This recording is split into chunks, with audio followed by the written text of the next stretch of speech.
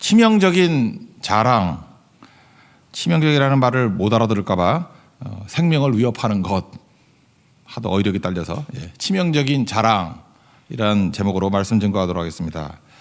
20대에 경고히 해야 될 자세가 뭐냐? 자기 자랑하면 안 된다는 것입니다. 하여튼 이거는 인두로 지져버려야 돼요. 자기 자랑은 입 밖에도 나오지 않고 하여튼 행동에 조금이라도 드러나지 않도록. 자기 자랑 그럼 힘드니까 세상 자랑 절대로 하지 말라고. 그거는 바보짓입니다. 왜 그러냐면 두 가지를 가로막기 때문에 그래요. 첫째, 위로부터는 하나님의 은혜를 거부해요. 이게 첫 번째 얘기고, 두 번째, 수평적인 관계 속에서 사람과의 관계를 깨버립니다. 그러니까 고립돼 버리는 거죠. 은혜도 막히고 관계도 깨지고. 뭐로 살아요? 단절됐다는 걸 죽음이라 그러는데 영적 사회적 죽음을 맛보는 거라고. 가끔마다 그 정신 나간 40, 50대들도 맨날 자랑질하고 다니죠. 우리 20대들 보면 웃기죠. 저러니까 저러고 살지. 그 남 모습 아닙니다. 인간에게 다 그런 모습이 있거든요. 왜냐하면 우리가 하나님의 이 사랑을 받아야 되는데, 하나님께 인정을 받아야 되는데, 하나님과의 관계가 깨져버리니까 이제는 사람한테 가서 인정받으려고 그런다고. 그게 자랑이거든요. 그래서 자랑이 많다라는 건 뭐냐 하면은 목말라 있고 배고프고 있다, 그런 뜻이에요. 하나님께로 더 나가야 되는데 사람에게 나가니까. 그러니까 두 개가 다 깨져버리는 거예요. 하나님과의 관계도 깨지고 사람과의 관계도 깨진다. 특별히 은혜를 거부하고 관계가 깨진다. 그래서 절대로 자랑해서는 안 된다. 그거보다 어리석은 건 없다라는 것입니다. 그래서 오늘 마지막 31절에 뭐라고 되어 있냐면 주 안에서 자랑하라 이렇게 나오거든요. 31절 읽겠습니다. 시작. 기록된 바 자랑하는 자는 주 안에서 자랑하라 함과 같게 하려 함이라. 거기 나눠주에 보니까 기억이라고 되어 있죠. 이게 예레미야 9장 23절과 24절에 나오는 말씀인데, 거기 보면은 세 가지 얘기하고 있어요. 지혜로운 자는 지혜 자랑하지 말고, 용사는 용맹 자랑하지 말고, 부자는 부함 자랑하지 말라. 그러니까 세 가지 자랑한다는 거예요. 맨날 지혜, 용맹, 부함, 이런 게 세상 자랑 아니에요? 그럼 뭘 자랑해야 되느냐? 하나님 아는 거 자랑하고, 하나님께서 이 모든 걸 정의와 진리 가운데 이끌어 가셨다는 것을 깨달은 걸 자랑하라고. 그러니까 여러분이 뭘 자랑해야 되냐면은 하나님 아는 것들을 자랑해야 돼요. 하나님 이런 분이셨어. 하나님께서는 이렇게 일하시고, 하나님은 인자가 넘치시고 사랑이 넘치신 분이야. 이런 거 자랑하는 거야. 하나님 자랑, 예수님 자랑. 그리고 또 하나는 뭐냐? 그 자랑하는 게 비슷비슷하니까 나한테만 주신 깨우침이 있죠. 깨달은 거. 야, 하나님이 이렇게 나에게 깨우침을 주셨어. 깨우침을 자랑하라고요. 그런 부작용 하나도 없고 은혜 더 넘치게 돼 있고 사람과의 관계가 회복되게 돼 있다. 그러니까 맨날 하나님 아는 것만 자랑하면 약간 좀 부족하니까 깨달음 있잖아요. 깨달음. 하나님에 대한 깨달음을 자랑하는 모습이 되면은 최고라는 것입니다. 그러니까 깨달음이 있으려면 묵상도 있어야 되고 말씀도 들어야 되고 그러지 않겠어요? 그게 종합적인 말씀이라는 것입니다. 그럼 이제 한번 자세히 살펴봅시다. 두 가지인데, 첫 번째는 잠깐만 세상 자랑하면은, 자기 자랑하면은 은혜를 거부하게 된다는 거예요. 고린도 교회 얘기잖아요. 은사 많은 교회 아닙니까? 자랑할 것도 많겠죠. 자기 자랑 많고 세상 자랑 많고. 그러니까 뭐라고 해야 되냐? 이 바보 멍충이더라 그러는 거예요. 세상 자랑해가지고 하나님 은혜 다 막히잖아. 야고보서 4장 6절 보니까 교만한 자를 대적하신다. 또 자꾸 네 자랑이라면 그게 교만이거든. 교만이 자기 중심 아니에요. 나 자랑. 그러면 하나님이 너 원수시한다고, 대적한다고. 그렇지만 겸손한 자에게는 자기 일을 부인하고 하나님이 자랑하는 자들에게는 은혜를 주신다. 그러니까 우리 하늘로부터의 은혜 없이 어떻게 살아갈 수 있겠습니까? 그죠? 그러면서 지금 올챙이 시절 기억하라라고 지금 접근하는 거예요. 고린도 교인들한테, 야, 그래, 고린도 교회, 그래, 고린도 도시가 좀 대도시라는 걸 인정해. 근데 그 도시 가운데 너희들 처음 믿은 사람들, 니네들 꼬라지를 아냐? 올챙이 시절을 아냐? 그러면서 처음 예수님을 영접했을 때의 과정과 시점을 얘기하는 거예요. 너희 그 헬라 문화 보면은 자랑거리 있잖아. 고린도도 마찬가지겠지. 주로 자랑하는 게 세 가지 아니에요? 지혜를 자랑하고, 능력을 자랑하고, 배경을 자랑하는 거 아니에요? 요즘식으로 얘기하면 뭐라 그래야 되냐? 학벌 자랑하고, 지혜는 학벌. 어떤 대학 나오고 어떤 학이 있다. 학벌 자랑 아니면 재산. 얼마나 부자인지 이런 거, 그죠? 빌딩이 몇 개야 이런 거. 그다음 배경, 우리 집안이 3대가 같고 4대가 있고 이런 거 아니에요? 학자 집안이고 장관 집안이고 한서가 몇 명 나왔고 할 말 없으면 조선시대로 들어가고 하잖아요. 그러지 않아요? 쭉 나오고 우리 집안 같으면 손자병법을 썼던 손무가 원래 성이 전씨였어. 진짜거든. 그 어렸을 때 듣고 얼마나 할 말 없으면 저 따위 소리를 하나 그런 소리 들었거든요. 그만합시다. 하여튼간에 그런 거 있잖아요. 그죠? 그러니까 그런 거 자랑한다는 거예요. 그러니까 뭐예요? 야, 니네들 부를 때 세상 사람 그런 거 자랑하지만 야, 지혜 자랑할 때 니네 무식했어. 그런 얘기고 능력 자랑할 때 니네 무능했어. 그리고 배경, 가문 자랑할 때 니네 초라했어. 그때 니네 예수 믿은 거 아니냐? 오히려 그랬기 때문에 예수님이 잘 영접했을걸? 뭐 그런 얘기라고요. 이거 읽어봅시다. 26절입니다. 시작. 형제들아 너희를 부르심을 보라. 육체를 따라 지혜로운 자가 많지 아니하며 능한 자가 많지 아니하며 문벌 좋은 자가 많지 아니하도다. 너희 처음 믿었을 때 과정과 시점을 봐라. 니네 아무것도 없었잖아.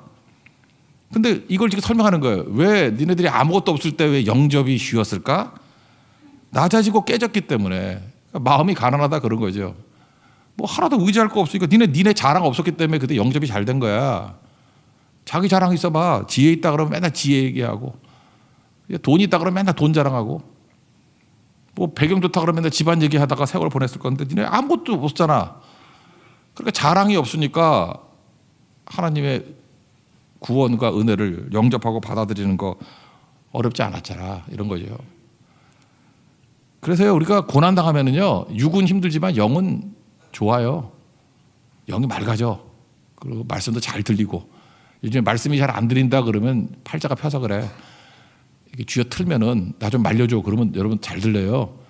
그래서 광야가 미드바르가 나바르라 그랬잖아요. 광야에서 말씀이 잘 들린다고. 그런 거죠. 그래서 하나님께서 종종 우리를 작게 만들 때가 있습니다. 세상 자랑 제거할 때예요. 그럼 되게 잘 들려요. 그리고 스펀지 같이 하나님 말씀이 쭉쭉 들어와. 좋은 거죠. 나쁜 거 아니잖아요. 그러니까 뒤집어 얘기하면 뭐예요? 하나님께서 아무리 많이 퍼줘도 세상 자랑이 사라져야 계속 쓰임받을 수 있어요. 그 얘기죠. 그러니까 지금 20대 초반에는 준비하는 거 아닙니까? 별것도 아닌데 조금 하나 조르면 맨날 그것만 자랑 그래. 그런 거를 뭐라 그래? 싹수가 노랗다 그러거든요. 아, 쥐뿔도 없는 녀석이 조고 좀 생겼다가 그걸 자랑하고 다녀. 그럼 너 더 많이 주면은 너 넘어지겠네. 감당을 못 하겠네. 그럼 다시 원점으로 돌아가서 자랑질 없애는 것부터 훈련시키겠죠. 그러니까 무조건이에요. 세상 자랑이 사라져야 돼요. 찬송가 94장에 나오잖아요. 주 예수보다도 귀한 것은 없네. 세상 자랑 다 버렸네. 94장 계속 뇌리에 박히도록 부르고 또 부르라고요. 그죠? 세상 자랑을 제거하는 이유가 뭐예요? 그래야 더 큰 하나님 주시려고. 이게 장애물이거든. 자랑이 나에게 디딤돌이라고 생각하는데 아니에요. 걸림돌이라고. 잠깐 세상 자랑하니까 하나님 은혜가 못 들어가잖아요. 그러니까 이걸 제거하면 은혜의 8차선 도로, 16차선 도로가 뚫린다고. 은혜가 팍팍 부어지게 된다고요. 아니 20대 초반에 하나님 은혜 없이 어떻게 살아요? 은혜 충만히 받고 은혜 바다 속에 헤매야 되는 거죠.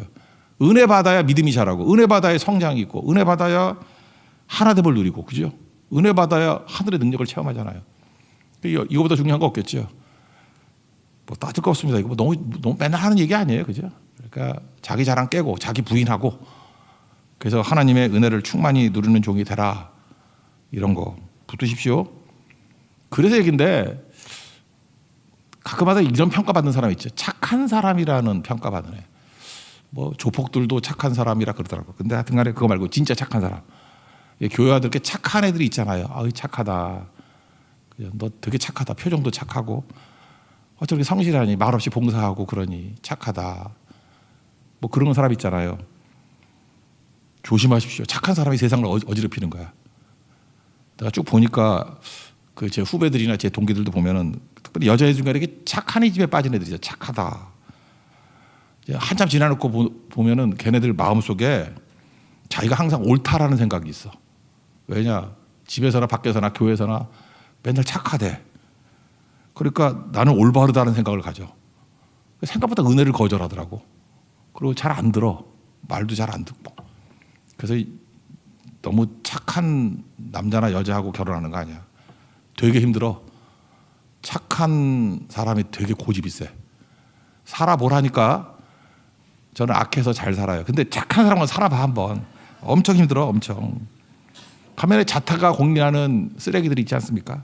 맨날 뭐라 그러죠? 맨날 그 비난 듣고 이러는 사람들 보면 내가 그 정도로 잘못한 건 아니야. 막 이렇게 소리 지르고 하지만 내면에는 자기가 문제라는 것을 자각을 해요. 야, 내가 얼마나 문제가 있으면 이렇게 비난을 듣나. 그래서 자기는 착하지 않다라고 인정을 해. 그래서 생각보다 이런 사람이 금방 깨지고 잘 들어온다니까. 여러분 그 예수님 잘 영접 안 하는 사람들 보면요, 착해요. 일단 남 얘기도 잘 안 하고 뭐 그렇게 누구 비난도 안 하고 그냥 과묵해 보이고 그냥 웃고만 다니고. 근데 예수 안 믿어 영접을 안 해. 그 왜 그런지 알아요? 그 안에 그걸 성경적 용어로는 자기의라 그러는데 자기의가 강해서 그래요. 그래서 은혜를 거부하는 거지. 반면에 내가 탕자라고 생각하는 사람은 자기도 착하지 않은지 알아. 그래서 뭐라 그래? 아버지한테도 면목이 없다고 그러니까 뭐 종 중에 하나로 여겨달라며, 몸종 중에 하나로 여겨달라며. 그러니까 나는 뭐 자격 없다고 자기 부인하는 거 아니에요. 그러니까 은혜를 받잖아. 아버지 은혜, 사랑 다 받잖아요. 그러니까 그것도 일종의 자랑이죠. 난 착하다라는 자랑. 이게 참 무서운 거라고. 그죠? 그래서 세상 자랑이 사라져야 됩니다. 어쨌든 간에 중요한 건 하나님의 은혜가 마르면 안 돼요. 항상 자기 자랑이 사라지고 겸손해서 하나님의 은혜 가운데 거하는 종 되기를 원합니다. 그럼 네 가지가 임해요. 은혜의 결과. 네 가지가 나오는데 지혜, 의로움, 거룩함, 구원함. 30절 읽겠습니다. 시작. 너희는 하나님으로부터 나와서 그리스도 예수 안에 있고 예수는 하나님으로부터 나와서 우리에게 지혜와 의로움과 거룩함과 구원함이 되셨으니. 이렇게 자기 자랑, 세상 자랑 다 사라지고 은혜 받아들이면 은혜의 결과 지혜, 판단력이죠. 선택을 잘해. 홍진경 씨 얘기했잖아요. 책 읽어야 선택 잘한다며. 그런데 자기 자랑 사라지고 오로지 예수님만 자랑하면 선택 되게 잘해. 책 정도의 선택이 아니라 이건 하늘의 선택을 한다고. 그래서 여러분들 선택 잘못해서 망치지 마십시오. 그리고 해서 꼭 필요한 게 뭐냐 하면 은혜를 통해서 지혜가 임해야 돼. 지혜. 그리고 또 하나는 뭐죠? 의로움. 의로움은 올바른 관계거든. 관계. 하나님과 화해. 그래서 은혜 구하면 하나님과 친해져.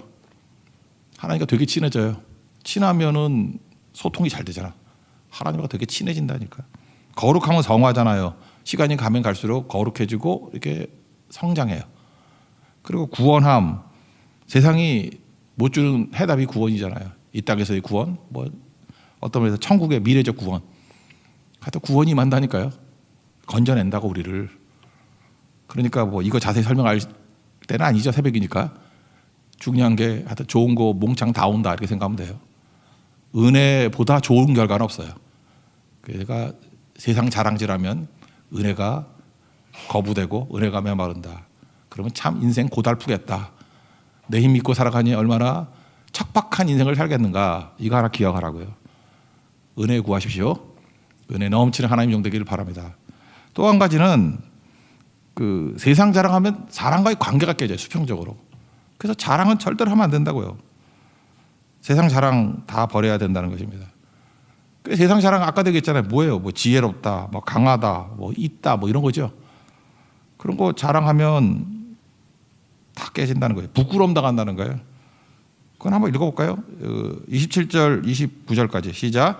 그러나 하나님께서 세상에 미련한 것들을 택하사 지혜 있는 자들을 부끄럽게 하려 하시고 세상에 약한 것들을 택하사 강한 것들을 부끄럽게 하려 하시며 하나님께서 세상에 찬한 것들과 멸시받는 것들과 없는 것들을 택하사 있는 것들을 폐하려 하시나니 이는 아무 주체도 하나님 앞에서 자랑하지 못하게 하려 하심이라. 자꾸만 하나님 앞에서 자랑하고 이러면 사람과의 관계에서 부끄러움 당한다는 거예요. 망한다는 거예요. 초라해진다는 거예요. 한마디로 얘기해서 우리가 사람과 사람끼리 관계가 좋아야 행복하잖아.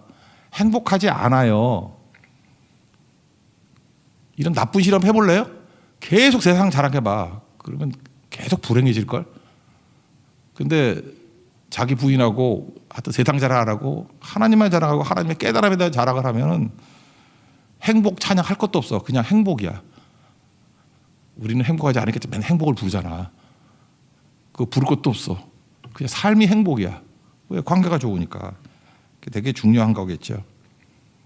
그래서 이 관계가 좋아진다는 것, 자랑 없이 오히려 자랑하면 관계가 멀어지는데 사랑하면 가까워진다 그러죠.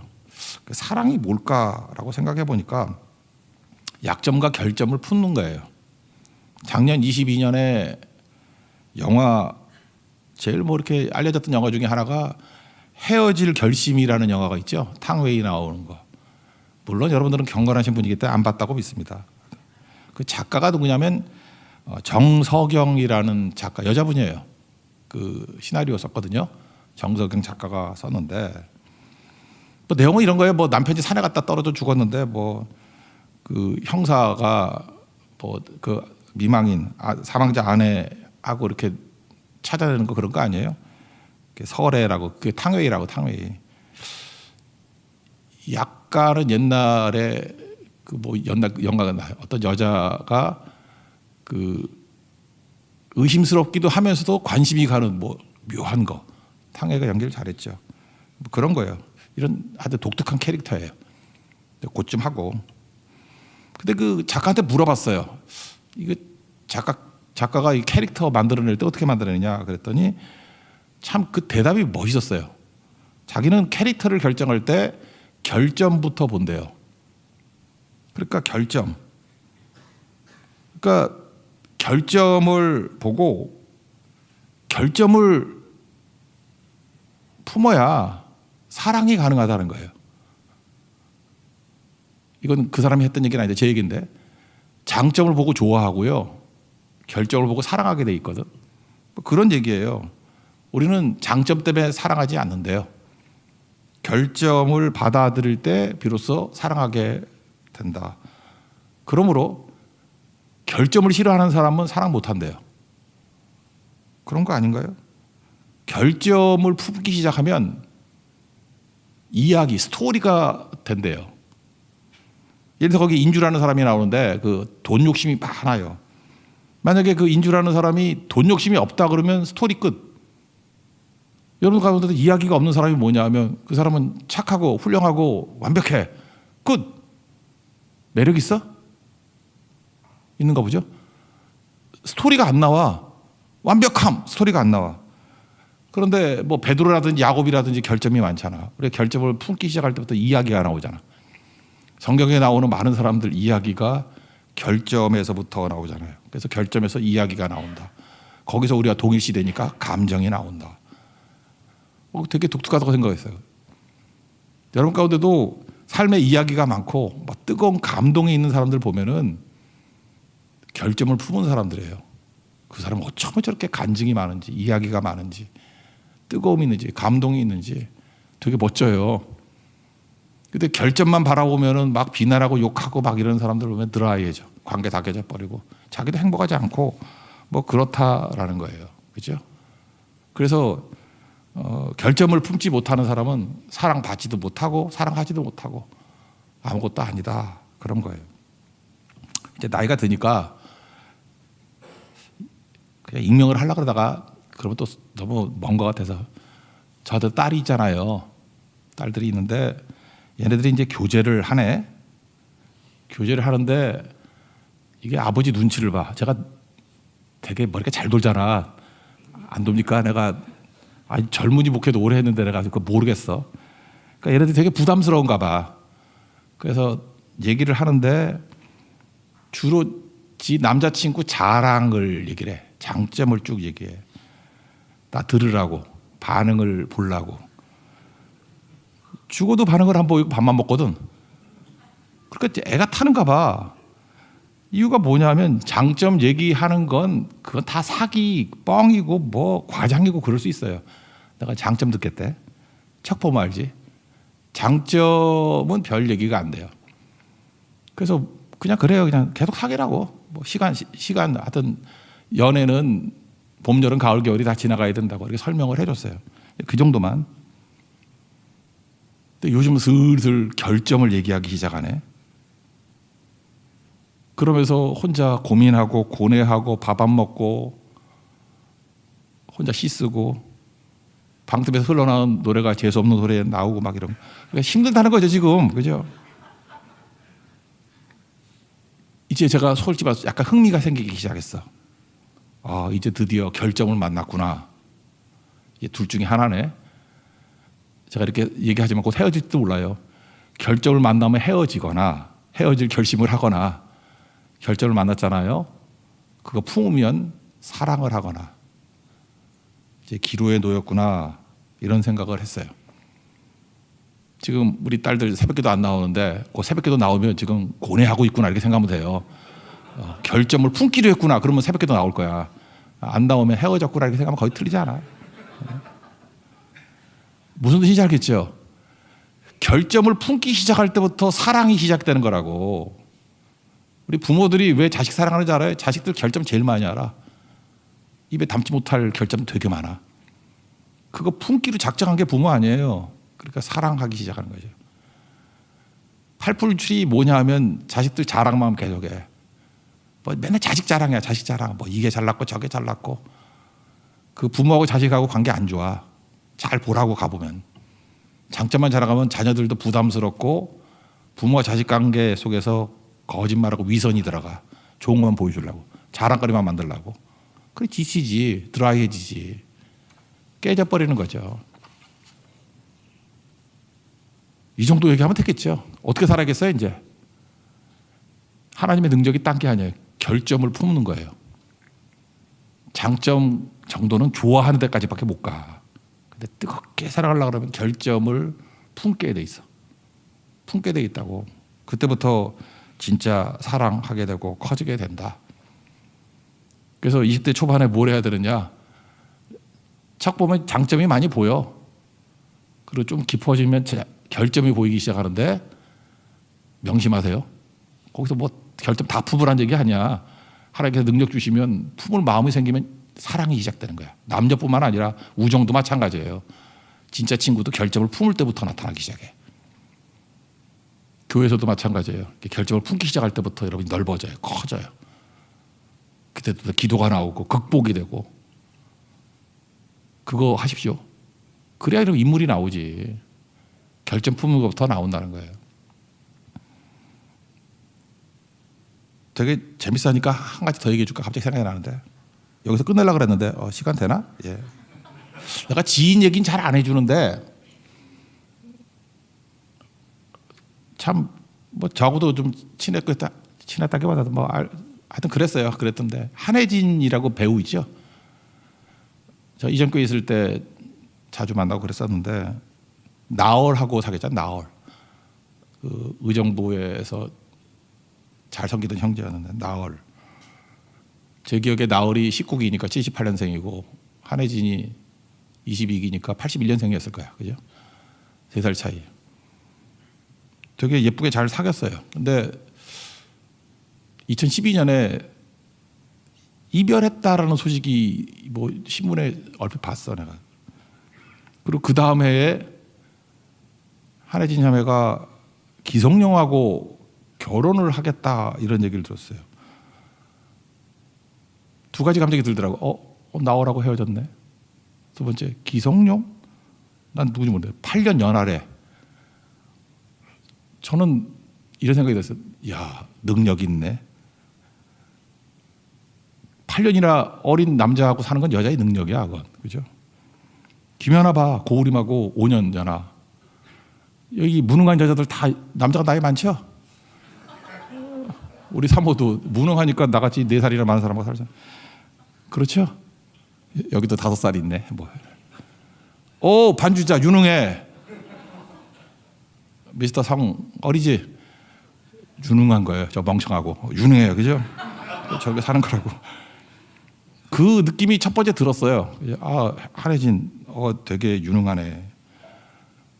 좀 있다 보니까 비난이 폭주하는 거야. 특별히 한혜진한테 막 공격을 하는 거야. 뭐 양다리 걸쳤다느니, 뭐 환승연애라느니. 세 번째 비난에는 나도 마음이 좀 흔들렸어. 나도 되게 친했는데 나도 비난할 뻔했어. 나도. 나얼은 탈모라서 헤어졌냐? 머리 풍성한 기성용과 만나니까 행복하더냐? 여기서 나도 분노심이 이르면서 탈모라고 헤어졌다고? 기성용 풍성하다고? 그러다가 이거 아닐 거야. 뭐 이런 얘기들 쭉 하면서 비난이 막 폭주했어요. 그래서 저도 사실 마음이 아팠습니다. 그래서 그냥 기도밖에 할 수 없잖아요. 잘 되게 해 주십시오. 근데 짠하고 나얼이 등장했어. 옛 남친이죠. 신앙 좋기로 유명한 사람이에요. 그죠? 음악도 믿음으로 하는 형제입니다. 거기 뭐 글을 썼다 그러대. 나 직접 보지 못하고 간접으로 들었어요. 이렇게 호소하는 거예요. 한혜진 비난하고 공격하지 말라고. 그러면 이렇게 얘기를 하는 거예요. 양다리 얘기 나오니까, 환승연애 나오니까. 혜진이야 내가 사귄 지 9년인데 9년 동안 사귀는 동안에는 한 번도 다른 남자에게 눈길 준 적 없다고. 헤어지고 난 다음에 만나는 게 뭐 문제냐 그 얘기죠. 나랑 만나는 9년 동안에는 한 번도 다른 남자에게 눈길 준 적 없다고. 그리고 이제 우리 헤어졌는데 이제 새로운 시작을 해야 되는데 행복해야 될 시간이라고. 근데 이렇게 비난받을 시간 아니라고. 근거 없는 소문으로 돌 던지지 말라고. 내가 보증한다고. 뭐 그런 얘기예요. 무지 아프다고. 부탁한다고. 비난하지 말라고. 헤어지고 난 다음에도 한해진 편이야. 나 그때 느낀 게 뭐냐면 멋있다 느꼈어. 멋있다. 나로 하여금 얼빠지게 만들었어. 나얼. 멋있다. 진짜 크리스찬이다. 그리고 또 하나는 결정까지 품는 거 보니까 이러면 안 되는데 사랑하는구나 그런 느낌이 받았어요. 더 얘기했다면 그 가장 힘들겠다. 하여튼 그래요. 나는 오늘도 이 자리에 있는 우리 믿음의 젊은이들이 좀 멋있었으면 좋겠어요. 진짜 멋있는 사람. 그리고 좋은 크리스찬 됐으면 좋겠어요. 이렇게 살면요 관계 좋아져요. 하나님의 은혜 임하고. 그게 제대로 사는 겁니다. 그런 축복이 임한 하나님 종 되기를 축원합니다. 자리에 일어나겠습니다. 주님의 선하심. 우리도 좀 선하게 삽시다. 굿니스 오브 갓. 또 하나 굿니스 오브 나. 나도 좀 선하게 삽시다. 우리 찬양하겠습니다.